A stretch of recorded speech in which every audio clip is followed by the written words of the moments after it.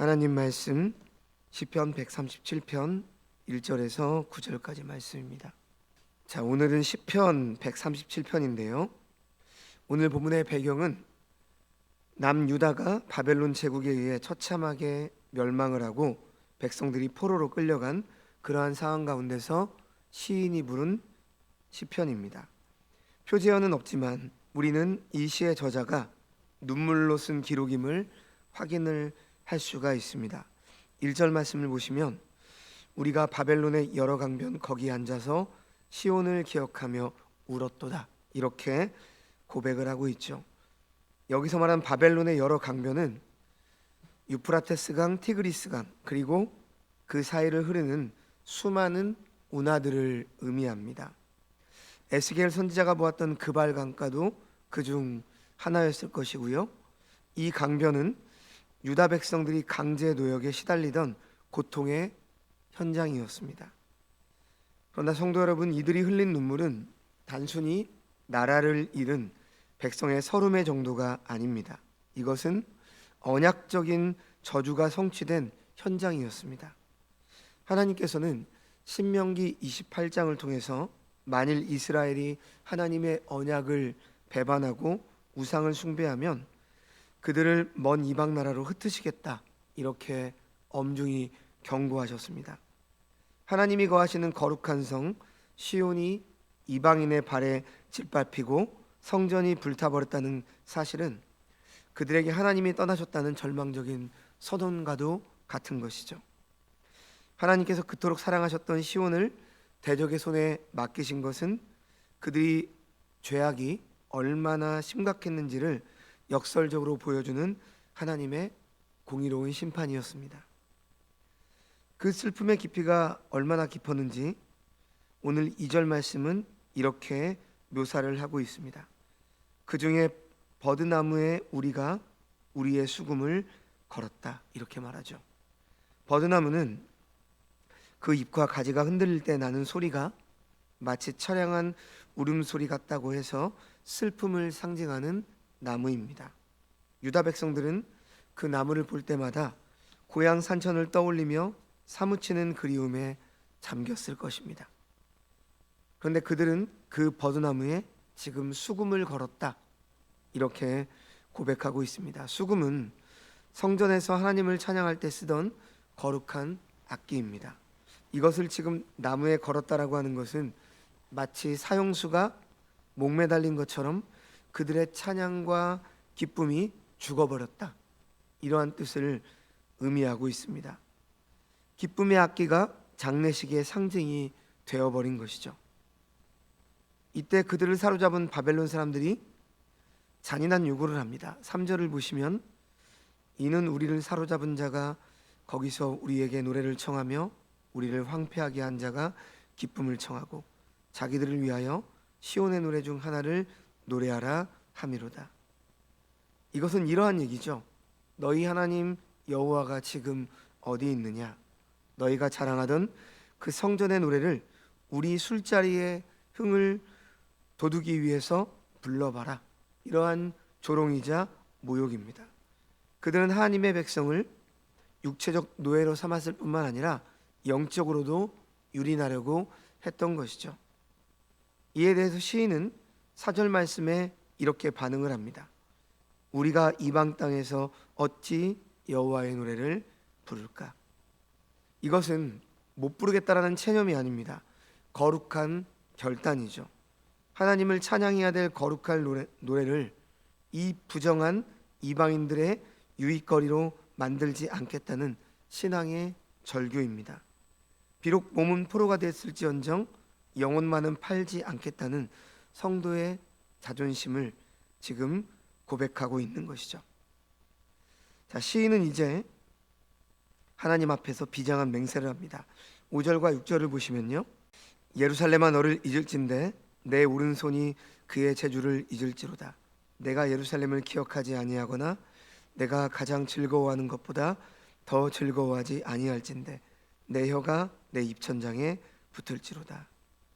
수금을 타던 오른손이 말라 비틀어지고 노래하던 혀가 입천장에 붙어서 벙어리가 될지언정 나는 결코 예루살렘을 잊지 않겠다는 것이죠. 자, 여기에서 예루살렘을 기억한다라고 하는 것은 단순한 향수가 아닙니다. 구속사적으로 볼 때 시온, 즉 예루살렘은 하나님의 언약이 있는 곳이자 장차 오실 메시아를 통해 이루어질 구원의 중심지였습니다. 시인은 지금 폐허가 된 눈에 보이는 예루살렘 너머에 있는 하나님의 영원한 언약을 붙잡고 있는 것이죠. 내 인생의 가장 큰 즐거움보다 예루살렘을 더 즐거워하지 않는다면 내게 저주가 임해도 좋다는, 지금 이 고백은 하나님을 잃어버린 삶의 허무함을 뼈저리게 깨달은 자의 참회의 고백이고, 오직 하나님만이 나의 기업이 되신다는 신앙의 고백입니다. 자, 이제 7절에서 9절을 보시면 공의의 심판을 구하는 기도가 나오고 있습니다. 7절에서 시인은 형제국이면서도 예루살렘이 멸망하던 날 헐어버리라, 기초까지 헐어버리라, 이렇게 박수를 쳤던 에돔을 고발하고 있습니다.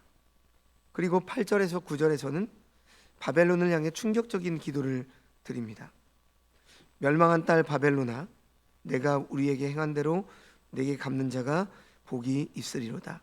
내 어린 것들을 바위에 메어 채는 자는 복이 있으리로다. 지금 이 말씀은 우리를 좀 당혹스럽게 하죠. 어떻게 성경에서 이렇게 잔인한 표현이 있을 수가 있는 것인가? 그러나 우리는 이 기도를 개인적인 복수심으로만 읽어서는 안 됩니다.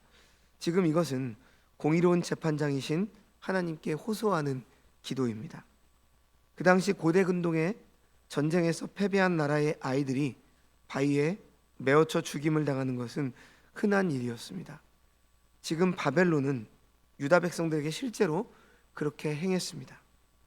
시인은 행한 대로 갚으시는 하나님의 공의가 바벨론에게도 똑같이 임하기를, 즉 악인의 세력이 멸망하고 하나님의 정의가 실현되기를 구약적 언어로 탄원을 하고 있는 거죠. 그리고 놀랍게도 역사 속에서 이 기도는 응답이 됩니다. 영원할 것 같았던 바벨론 제국은 유다가 멸망한 지 불과 47년 만인 주전 539년에 바사, 즉 페르시아에 의해서 흔적도 없이 사라져 버리게 되었죠. 에돔 역시 역사 속에서 자취를 감추어 버립니다. 이렇듯 하나님의 공의는 반드시 실현이 되는 것이죠. 그러나 성도 여러분, 구속사적 관점에서 이 무서운 저주의 기도가 진정으로 성취된 곳은 어디입니까? 바로 골고다 언덕입니다. 우리가 지은 죄로 인해서 우리가 받아야 될 바벨론의 심판, 우리가 당해야 될 영원한 멸망의 저주를 누가 대신 받으셨습니까? 하나님의 아들 예수 그리스도께서 십자가라는 바위 위에서 깨어지고 상하셨던 것이죠. 죄 없으신 그분이 우리 대신 버림받음의 고통을 당하심으로 우리를 향한 저주를 끊어 내셨습니다. 여러분, 이것이 십자가의 은혜이고 신비입니다. 말씀을 맺겠습니다. 유다 백성들이 바벨론 강가에서 피눈물을 흘리며 깨달은 것은 무엇입니까? 그들은 풍요로웠던 가나안 땅에서 하나님을 잊고 바알과 아세라를 섬겼습니다. 하나님이 주신 축복에 취해서 언약을 소홀히 여겼을 때 하나님은 성전을 허무시고 그들을 광야 같은 바벨론으로 내모르셨습니다. 여러분, 그러나 그 징계는 멸망을 위함이 아니었습니다. 하나님은 그 고난의 시간을 통해서 그들의 마음속에 있는 우상을 제거하시고 다시금 하나님만을 바라보는 거룩한 백성으로 빚어 가셨습니다. 사랑하는 성도 여러분, 오늘 우리는 영적인 바벨론과 같은 세상 한복판에 살고 있습니다. 세상은 때로 우리의 신앙을 조롱하고 타협을 요구하며 우리를 낙심하게 만듭니다. 하지만 기억하십시오. 우리의 수금을 버드나무에 걸어두고 슬퍼만 할 때가 아닙니다. 비록 지금은 바벨론 강가와 같은 곳에 앉아 있을지라도 우리에게는 이미 천국이 임했고 이후에 돌아갈 본향 새 예루살렘이 예비되어 있습니다.